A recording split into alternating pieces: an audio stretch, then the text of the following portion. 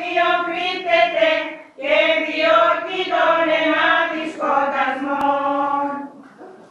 Εγκαινό μνημείο κάθεται της Χριστέ και την φύση των πρωτών αναγέννησας, αναστάστε ο πρεπός εκ των νεκρών.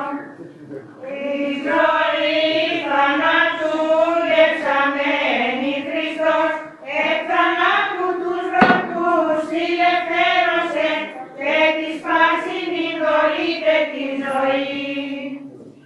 Καθελώς σε λόγε αποξήρου νεκρό, επιμείο Ιωσήφ δικατεύθετο, αλλά ανάστασος πάντα ως Θεός.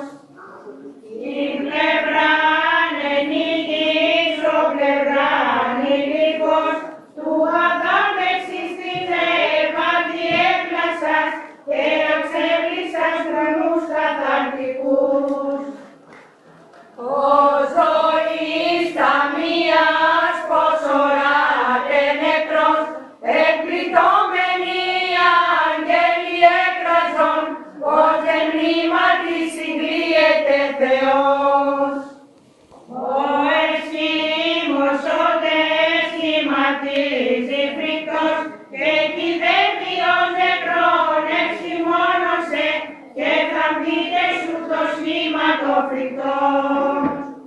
Προσκυνώ το πάθος σαν υμνό διδαφήν, μεγαλύνω σου το κράτος φιλάνθρωπε, βίον λέει με παθών κοροπιών.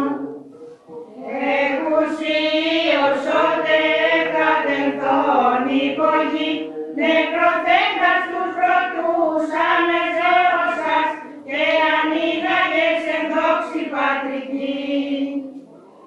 Είμαι φως του κόσμου, είμαι φως το αιμόν, Ιησού μου φωτεινότατε έκραζεν, η Παρθένος τρινοδούς αγώ